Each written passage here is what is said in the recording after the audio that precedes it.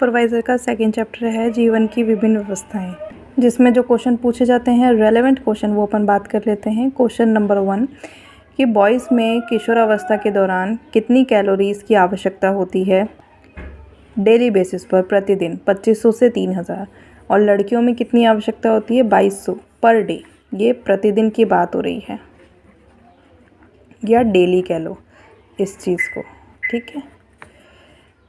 Last time जब महिला supervisor का पेपर था 2018 में, तब ये क्वेश्चन आया था कि ऊर्जा उत्पन्न करने वाले 3 पोषक तत्व कौन कौन से हैं। उसमें ऑप्शंस दे रखे थे, तो ये तीनों पोषक तत्व है वसा, कार्बोज और प्रोटीन। ये आप ध्यान में रखिएगा, इस टाइप के क्वेश्चन मिलेंगे और ये ऐसे भी क्वेश्चन मिल जाएंगे। नेक्स्ट है जैसे हार्मोन्स, बॉयज़ में, लड़कों में और लड़कियों में किस टाइप के हार्मोन्स आते हैं किशोरावस्था के दौरान।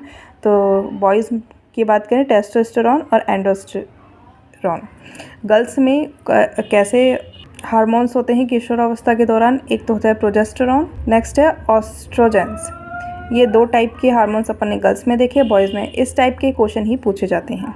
ऐसे क्वेश्चन भी पूछे जा सकते हैं कि स्वस्थ माताओं के शिशुओं का वज़न कितना हो सकता है, कितना होना चाहिए ऑथेंटिक रूप से, तो ये सब अपन बात करेंगे। ये जो रेलेवेंट टॉपिक है गर्भवती स्थिति के लिए आहार, स्त्री के लिए आहार, तो क्या क्या ज़रूरत होता है अपने को कॉमनली सब जानते हैं कि एक संतुलित आहार का होना ज़रूरी है।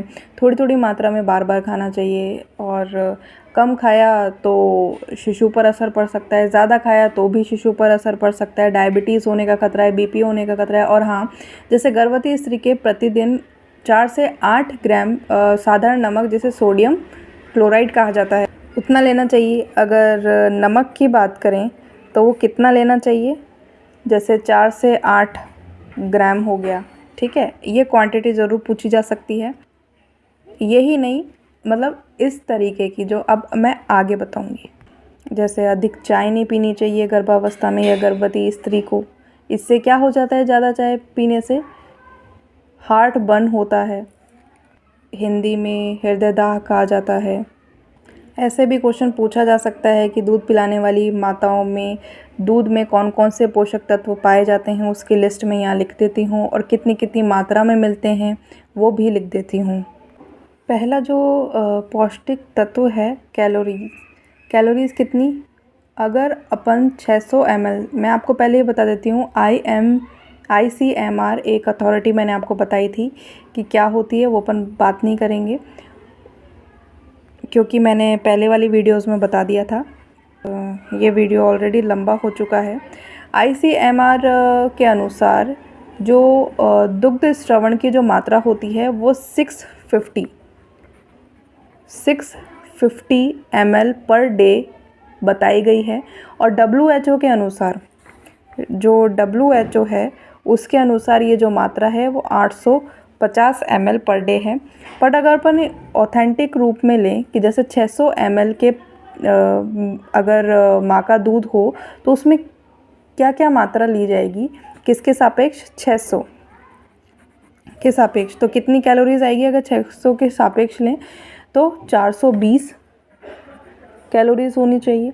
मतलब प्रोटीन्स कितना होना चाहिए, 7.2। आयरन कितना होना चाहिए, 750 या 750।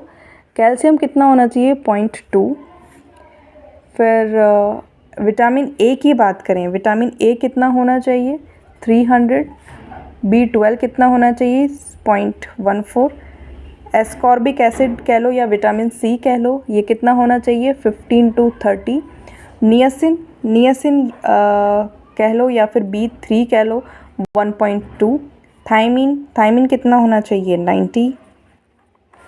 और फॉलिक एसिड कितना होना चाहिए, 6। ये किसके उसमें, जब ICMR ने 650 ml पर डे के अनुसार एक मात्रा बताई है कि दुग्ध स्रवण में इतनी मात्रा में होने चाहिए, तो कौन कौन से तत्व, पौष्टिक तत्व कौन कौन से होने चाहिए, ये मैंने बताया, कैलोरीज, प्रोटीन्स। अगर ऐसा क्वेश्चन आ जाए बाई चांस कि दूध पिलाने वाली माताओं के दूध में कितने पोषक तत्व और कौन कौन से पोषक तत्व होते हैं, वो अपन ने नॉर्मली यहाँ पे जान लिया है।